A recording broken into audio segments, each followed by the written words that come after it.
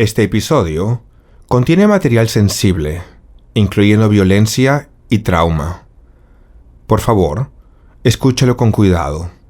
Recursos de apoyo en español están disponibles en elcasopfeffer.com.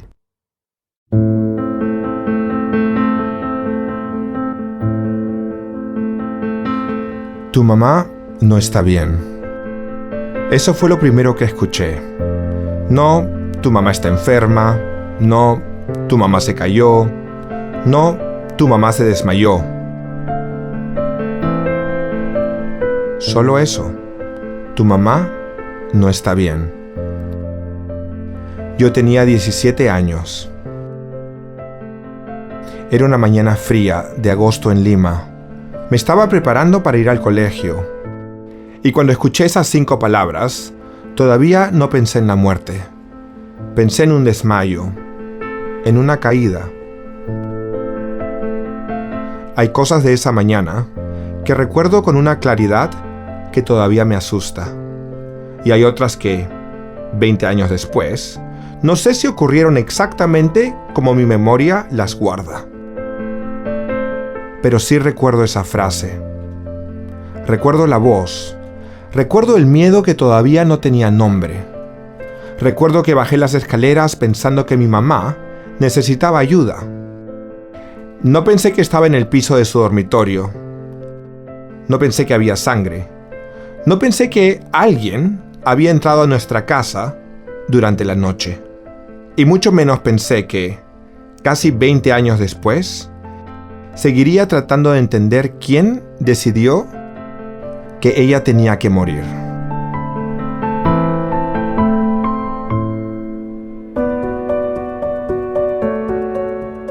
Mi nombre es Ariel Pfeffer.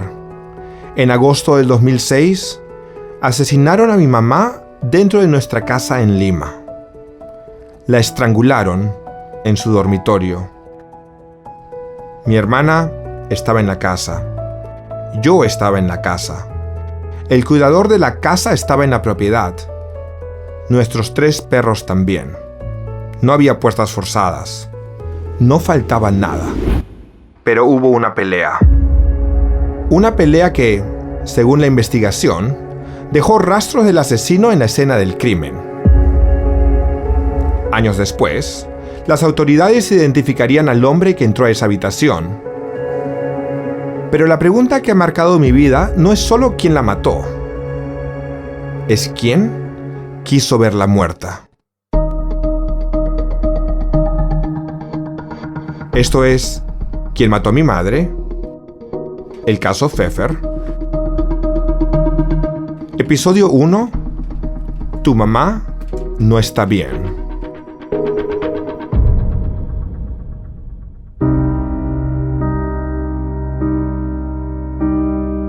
Antes de los titulares, antes de los expedientes, antes de las cámaras, antes de las teorías, las entrevistas, las acusaciones y los años de juicio, estaba mi mamá, Miriam Pfeffer. A veces, cuando trato de recordarla, no empiezo por las cosas grandes. No empiezo por su muerte, ni por el caso, ni por todo lo que vino después. Empiezo por algo pequeño. La veo bailando. A mi mamá le encantaba bailar. Tenía una familia amiga, cubana, con la que salíamos algunos fines de semana. Y cuando había música, ella cambiaba. No era solamente mi mamá. No era solamente la mujer estricta, exigente, la que estaba pendiente del colegio, de la disciplina, de que uno hiciera las cosas bien. Era una mujer que se reía, que se movía con la música, que podía olvidarse por un rato de todo lo que cargaba. Y esa imagen, por alguna razón, me importa mucho. Porque durante años, mucha gente habló de mi mamá como si hubiera sido solo una víctima, un nombre en un expediente, una mujer asesinada en su dormitorio, una heredera, una noticia. Pero antes de todo eso, mi mamá bailaba. También tenía un lado más misterioso. En la casa había un cuarto pequeño que nosotros, medio en broma, llamábamos el cuarto de la brujería. Había una banca de asiento redondo y ahí, de vez en cuando, mi mamá se ponía una bata, se cubría el cabello para que el olor no se le impregnara y pasaba casi una hora leyendo las cenizas de los puros. A veces la acompañaba una amiga. Para algunas mujeres, eso habría sido leer el tarot. Para mi mamá, eran las cenizas. Ella creía en esas señales, en lo que quedaba después del humo, en las formas, en los rastros, en eso que no se podía explicar del todo, pero que para ella decía algo. Yo era chico y no entendía mucho. Solo sabía que ese cuarto existía, que mi mamá entraba ahí con una especie de solemnidad y que, cuando salía, algo de ese olor se quedaba en la casa. El olor del puro, la bata, el cabello cubierto, la banca redonda, la ceniza. Esos detalles son los que todavía la traen de vuelta. No como un caso, como una persona. Mi mamá también podía ser exigente con todo, con los demás, con ella misma. Creía en la disciplina, creía en la educación, creía que si ibas a hacer algo tenías que hacerlo bien, mejor que bien. A veces eso pesaba, a veces dolía, a veces yo sentía que tenía que estar a la altura de una expectativa que nunca terminaba de alcanzar. Pero también sabía algo. Si algo me salía bien, ella era la primera persona a la que quería contárselo. Y si algo me salía mal, también. Mi mamá medía alrededor de 1,60 m. Tenía el cabello negro, los ojos almendrados, los mismos ojos que veo cada mañana cuando me miro al espejo. Nuestra familia era pequeña. Mi mamá, mi hermana y yo. Mi papá era una presencia esporádica. Durante mucho tiempo sentí que éramos nosotros tres contra el mundo. Mi mamá era estricta, pero no era indiferente. Era dura, pero no era fría. Podía corregirme con una sola mirada. Podía hacerme sentir que tenía que esforzarme más. Podía exigirme cuando yo ya pensaba que había hecho suficiente. Pero también era la persona que más me importaba. A comienzos del 2006, cuando tenía 16 años, le dije a mi mamá que me gustaban los hombres. No se lo dije en persona. No podía. Yo sabía hablar, sabía discutir, sabía defenderme. Pero con ella, en ese tema, no podía. Me daba demasiado miedo. Tenía miedo de que me mirara diferente, de que algo cambiara entre nosotros, de que dejara de verme como su hijo y empezara a verme como un problema. Así que se lo escribí. Un correo electrónico, 2 páginas, un correo lleno de inseguridad, lleno de miedo, lleno de ignorancia también, porque a esa edad uno todavía no tiene todas las palabras para explicar quién es. Pero también era un correo lleno de amor. Yo no quería alejarme de ella. Quería decirle la verdad sin perderla. No sabía cuándo lo iba a leer. La computadora todavía era nueva para ella. Apenas estaba aprendiendo a usarla. Escribía todo en mayúsculas. No porque quisiera gritar, sino porque no sabía que el teclado hacía eso. Y tampoco sabía cómo arreglarlo.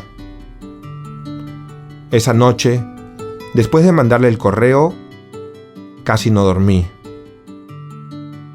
Recuerdo la mañana siguiente, el pasillo hacia su cuarto, las fotos familiares en la pared, mi hermana y yo de niños, sonriendo en imágenes que en ese momento parecían pertenecer a otra vida. Yo caminaba hacia su dormitorio con miedo.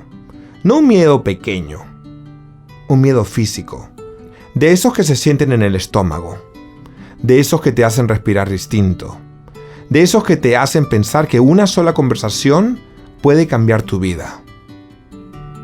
Cuando entré, no recuerdo todos los detalles. No recuerdo si ella ya estaba sentada en la cama.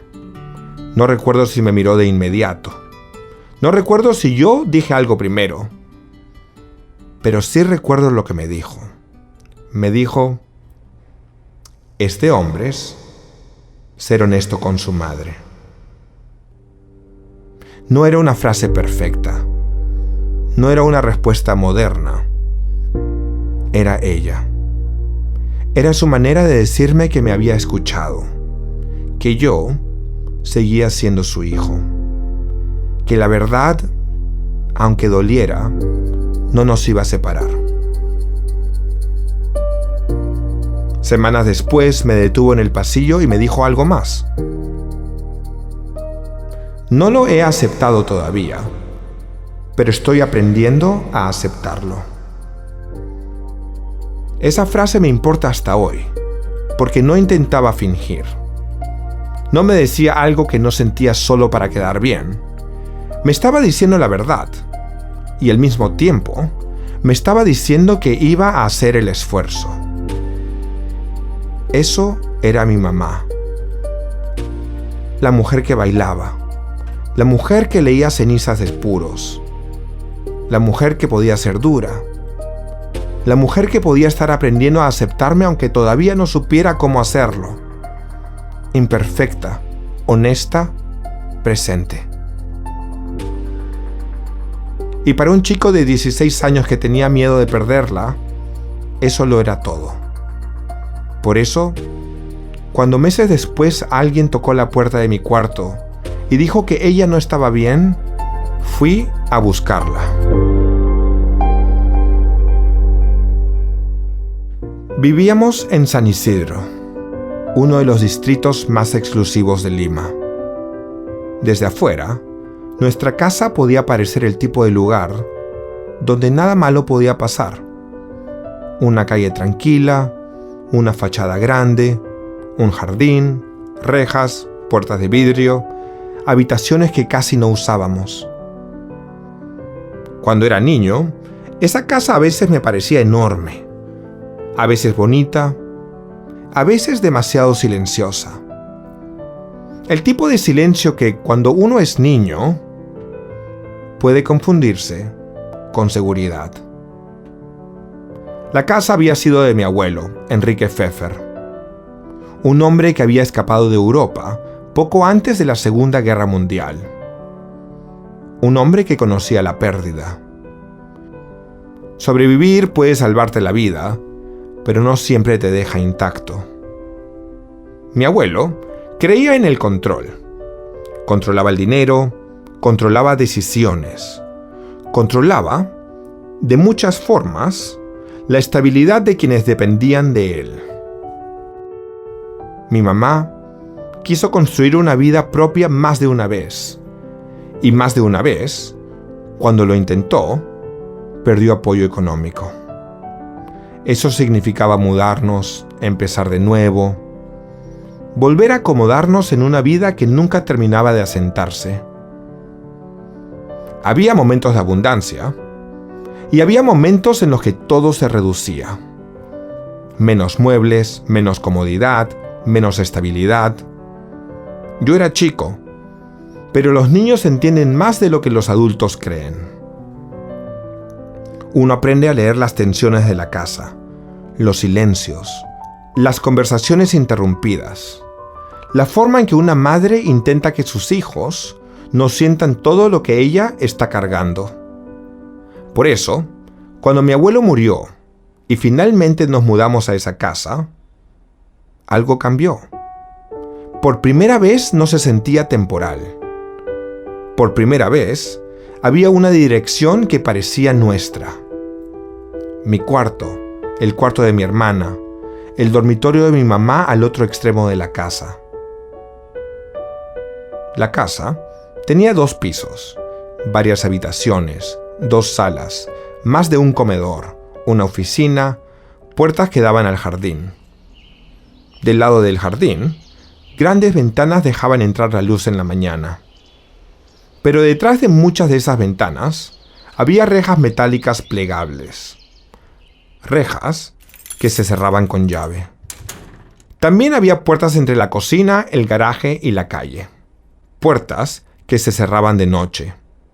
Puertas que se abrían temprano. Todas esas cerraduras daban una sensación de orden, una rutina, una forma de decir, aquí estamos protegidos. Pero una casa no se vuelve segura solo porque tenga rejas. Y esa es una de las cosas que me costó entender.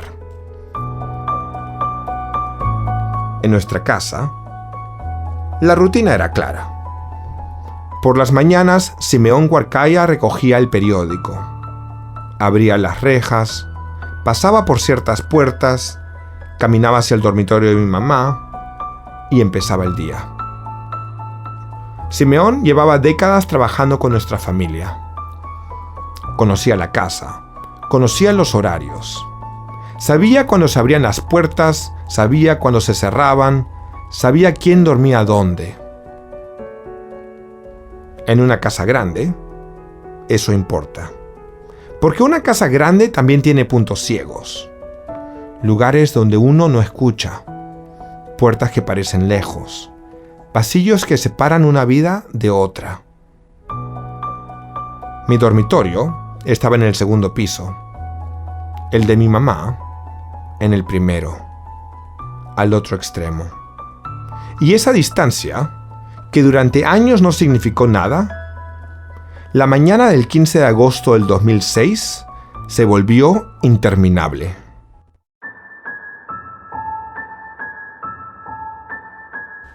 Era invierno en Lima.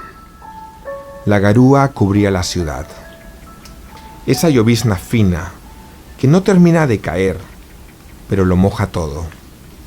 El cielo gris, la luz apagada, el aire húmedo, la sensación de que la ciudad entera despertó cansada. Si eres de Lima, sabes exactamente de qué hablo. Lima puede ser hermosa frente al mar,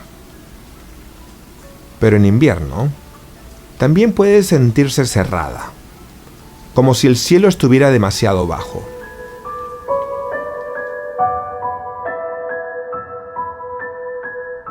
La mañana del 15 de agosto del 2006 parecía una mañana cualquiera. Yo estaba en el segundo piso, preparándome para ir al colegio. Mi mochila estaba lista, mi uniforme también. En la televisión pasaban dibujos animados. A los 17 años, esas eran las cosas que todavía ocupaban mi cabeza. El colegio, las tareas, llegar a tiempo, ¿qué iba a hacer después de clases?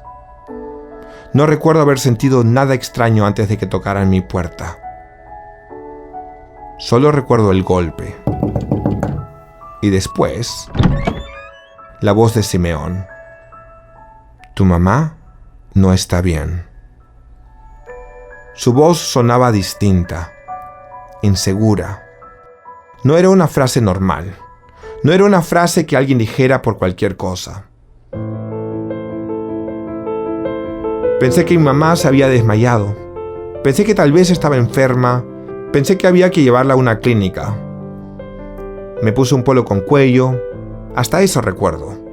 Me lo puse porque pensé que tal vez tendría que acompañarla al hospital. Y porque a mi mamá le gustaba que me viera presentable. Incluso, en una emergencia, pensé en eso. En lo que ella habría querido. Bajé las escaleras, crucé el recibidor. La casa estaba extrañamente quieta. No sé si de verdad estaba más silenciosa que otras mañanas, o si mi memoria la volvió así, pero así la recuerdo, quietísima, como si todo estuviera esperando que yo llegara al final del pasillo. El dormitorio de mi mamá estaba lejos de la escalera. Había que cruzar parte de la casa. pasar por espacios que en otro momento no habrían tenido importancia. La sala, el recibidor, el camino hacia su oficina, el pasillo. Esa mañana, cada metro pesaba. Estaba pensando, tal vez se cayó, tal vez se desmayó, tal vez todavía puedo ayudarla. El pasillo parecía más largo de lo normal. Las fotos familiares seguían en la pared. Pero esa mañana no las vi. Lo que sí recuerdo es la puerta. Estaba abierta. No tuve que entrar para verla. Mi mamá estaba en el suelo, boca abajo, al lado de la cama.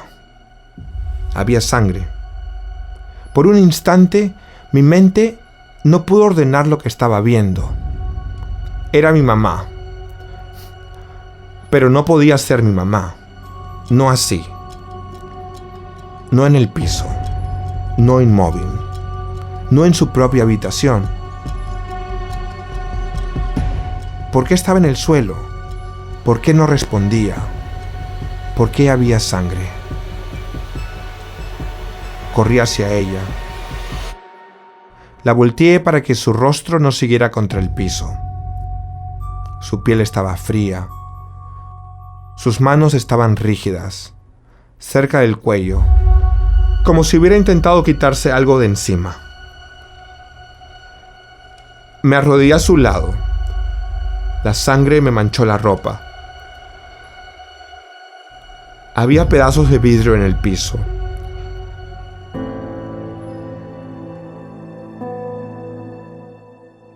Pero cuando tienes 17 años y ves a tu mamá así, no piensas en contaminar una escena, no piensas en pruebas, no piensas en ADN, piensas en salvarla. Le levanté las piernas creyendo que así podía ayudarla. Intenté hacerle reanimación, no sabía cómo. Le hablé, le grité, le pedí que se despertara. Pedí que llamaran a una ambulancia, pedí que buscaran su carnet del seguro. Pedí cualquier cosa que sonara a solución. Hice todo lo que un chico de 17 años podía imaginar que se hacía para traer de vuelta a su madre. Pero nada funcionaba. Mi hermana también entró al dormitorio. Estaba allí, en silencio. En ese momento pensé que estaba en shock. No pensé mucho más. Toda mi atención estaba en mi mamá, en su cuerpo, en su piel fría, en la idea imposible de que todavía podía pasar algo. De que alguien podía llegar y arreglarlo. Después, escuché una sirena. Los paramédicos entraron al dormitorio, miraron a mi mamá, miraron la habitación, me miraron a mí y me pidieron que saliera. Hay tonos de voz que uno entiende antes de entender las palabras. Salí, esperé afuera. No sé cuánto tiempo pasó. Tal vez fueron minutos, tal vez menos. Pero cuando uno de ellos salió y me miró, lo supe. Me dijo: "Tu mamá ha fallecido". No recuerdo un abrazo. No recuerdo que alguien me sostuviera. Recuerdo esas palabras. Y después recuerdo el silencio. No el silencio de la casa. El silencio de mi mundo. Porque hasta ese momento yo había vivido dentro de una realidad en la que mi mamá existía. Podía molestarme, podía corregirme, podía exigirme, podía no entenderme del todo y aún así intentarlo. Podía estar en su cuarto, podía llamarme, podía decir mi nombre. Y de pronto,